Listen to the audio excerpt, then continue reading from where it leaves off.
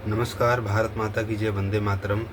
जिस प्रकार से आज भारत की आज़ादी को धीरे धीरे 1947 से आज 2025 तक लगभग 75 वर्ष के आसपास पूरे होने जा रहे हैं, इसी प्रकार से जो भारत में राष्ट्रीय स्वयंसेवक संघ का जो संगठन का निर्माण हुआ था, उसको भी आज धीरे धीरे 100 वर्ष पूरे होने जा रहे हैं। उसी के आधार पर एक छोटा सा लेख प्रस्तुत है, जिसमें कि जो लिखा गया है कि संघ अपने कार्य के 100 वर्ष पूर्ण कर रहा है। ऐसे समय में आमजन में यह जानने की स्वाभाविक उत्सुकता है कि संघ इस अवसर को किस रूप में देखता है। स्थापना के समय से ही संघ के लिए यह बात स्पष्ट रही है कि ऐसे अवसर उत्सव के लिए नहीं होते, बल्कि ये हमें आत्मचिंतन करने तथा अपने उद्देश्य के प्रति पुनः समर्पित होने का अवसर प्रदान करते हैं। साथ ही साथ यह अवसर इस पूरे आंदोलन को दिशा देने वाले मनीषियों, विद्वानों और इस यात्रा में निस्वार्थ भाव से जुड़ने वाले स्वयंसेवकों और उनके परिवारों के स्मरण का भी है। 100 वर्ष की इस यात्रा के अवलोकन और विश्व शांति और समृद्धि के साथ सामंजस्यपूर्ण और एकजुट भारत के भविष्य का संकल्प लेने के लिए डॉक्टर केशव बलिराम हेडगेवार, जो कि संघ के संस्थापक रहे, उनकी जयंती से बेहतर कोई अवसर नहीं हो सकता। जो वर्ष प्रतिपदा यानी हिंदू कैलेंडर का पहला दिन है। डॉक्टर हेडगेवार जन्म से ही देशभक्त थे। भारत भूमि के प्रति उनका अगाध प्रेम और शुद्ध समर्पण बचपन से ही उनके क्रियाकलापों में दिखाई देता था। कोलकाता में अपनी मेडिकल की शिक्षा पूरी करने तक वे भारत को ब्रिटिश दासता से मुक्त कराने के लिए हो रहे सभी प्रयासों यथा सशस्त्र क्रांति को लेकर सत्याग्रह से परिचित थे। संघ में डॉक्टर जी के नाम से पहचाने जाने वाले डॉक्टर हेडगेवार ने मातृभूमि को दासता की बेड़ियों से मुक्त कराने वाले सभी प्रयासों का सम्मान किया और इनमें से किसी भी प्रयास को कमतर नहीं समझा। उस दौर से सामाजिक सुधार या राजनीतिक स्वतंत्रता चर्चा के प्रमुख विषयों में से थे।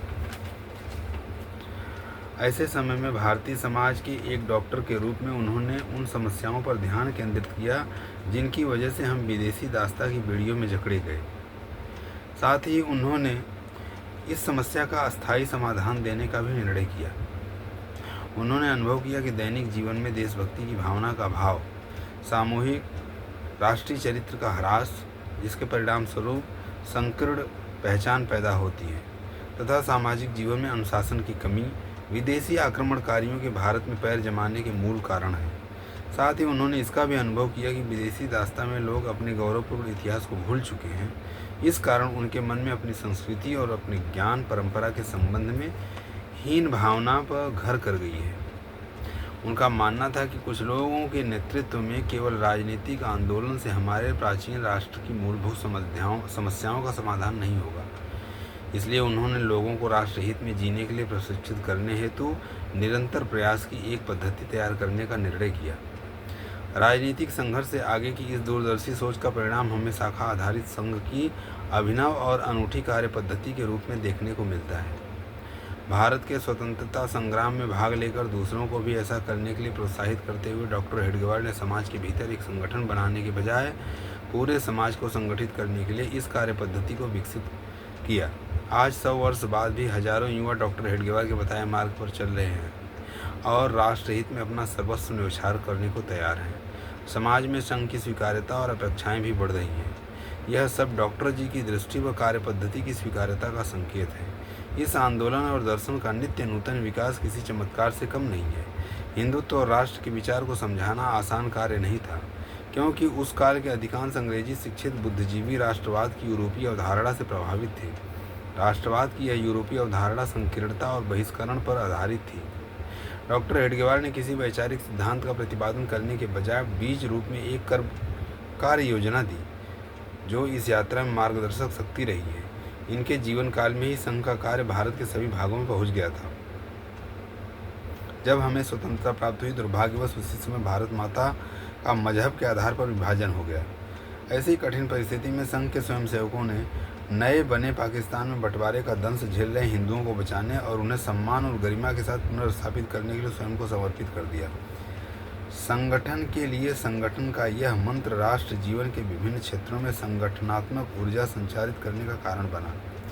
स्वयंसेवक की अवधारणा मूल रूप से समाज के प्रति जिम्मेदारी और कर्तव्य की भावना है, जो शिक्षा से लेकर श्रम और राजनीति जैसे क्षेत्रों में अपनी उपस्थिति दिखा रही है। सब कुछ राष्ट्रीय चिंतन के आधार पर पुनर्स्थापित किया जाना चाहिए। द्वितीय सरसंघचार्य श्री गुरुजी माधवराव सदाशिवराव गोलवलकर इस चरण के मार्गदर्शक शक्ति थे। भारत एक प्राचीन सभ्यता है जिसे अपनी आध्यात्मिक परंपराओं के आधार पर मानवता के हित में अहम भूमिका निभानी है। यदि भारत को एकात्म और सार्वभौम सद्भावना पर आधारित यह महत्वपूर्ण भूमिका निभानी है तो भारतीयों को इस लक्ष्य के लिए स्वयं को तैयार करना होगा। इस निमित्त श्री गुरुजी ने एक मजबूत वैचारिक आधार प्रदान किया। हिंदू समाज के सुधारवादी कदमों को तब नई गति मिली जब भारत के सभी संप्रदायों ने घोषणा की किसी भी प्रकार के भेदभाव की वो धार्मिक मान्यता नहीं है। आपातकाल के दौरान जब संविधान पर क्रूर हमला किया गया तब शांतिपूर्ण तरीके से लोकतंत्र की बहाली के लिए संघर्ष में संघ के स्वयंसेवकों ने महत्वपूर्ण भूमिका निभाई। संघ ने साकार की अवधारणा से आगे बढ़कर समाज की सज्जन शक्ति का आह्वान करते हुए सेवा कार्य की दिशा में कदम बढ़ाया और गत 99 वर्ष के दौरान महत्वपूर्ण प्रगति की है।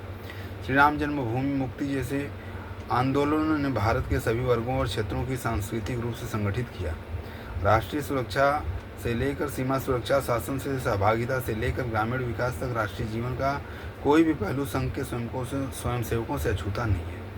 संतोष का विषय यह है कि समाज इस व्यवस्था परिवर्तन का हिस्सा बनने के लिए स्वयं आगे आ रहा है। आजकल हर चीज़ को राजनीतिक चश्मे से देखने की प्रवृत्ति समाज को हो गई है। ऐसी स्थिति में भी संघ समाज के सांस्कृतिक जागरण और सम्यक सोच वाले लोगों के संगठनों की एक मजबूत संरचना विकसित करने पर ध्यान केंद्रित कर रहा है। सामाजिक परिवर्तन में महिलाओं की अग्रणी भूमिका और परिवार व्यवस्था को सुदृढ़ करना पिछले कुछ वर्षों से संघ कार्य का केंद्र बिंदु बना हुआ है। संघ द्वारा लोक माता अहिल्या देवी होलकर की 30 शताब्दी जयंती मनाने के आह्वान के बाद पूरे भारत में लगभग 10,000 कार्यक्रम आयोजित किए गए। इनमें लगभग 27 लाख से अधिक लोगों ने भाग लिया। यह इस बात का प्रमाण है कि हम किस प्रकार सामूहिक रूप से अपने राष्ट्रीय प्रतीकों का उत्सव मना रहे हैं। ऐसे समय में जब संघ अपनी यात्रा के 100वें वर्ष में प्रवेश कर चुका है, संघ ने राष्ट्र निर्माण के लिए व्यक्ति निर्माण के कार्य को ग्राम और खंड स्तर पर ले जाने का निर्णय किया है। इस दिशा में पिछले 1 वर्ष में व्यवस्थित योजना और क्रियान्वयन के साथ 10,000 शाखाओं की वृद्धि स्वयंसेवकों के संकल्प और समाज की स्वीकार्यता का प्रतीक है। प्रत्येक गांव और बस्ती तक पहुंचने का लक्ष्य अभी भी अधूरा है और यह आत्मनिरीक्षण का विषय है। आगामी वर्षों में पंच परिवर्तन यानी 5 स्तरीय कार्यक्रम का आह्वान संघ कार्य का केंद्र बना रहेगा। शाखाओं का विस्तार करते हुए संघ ने नागरिक कर्तव्यों, पर्यावरण के अनुकूल जीवन शैली, सामाजिक समरसता, पारिवारिक मूल्यों और स्वबोध पर ध्यान केंद्रित किया है, जिससे हर व्यक्ति मातृभूमि को परम वैभव के शिखर पर ले जाने में योगदान दे सके। धन्यवाद। जय हिंद, जय भारत।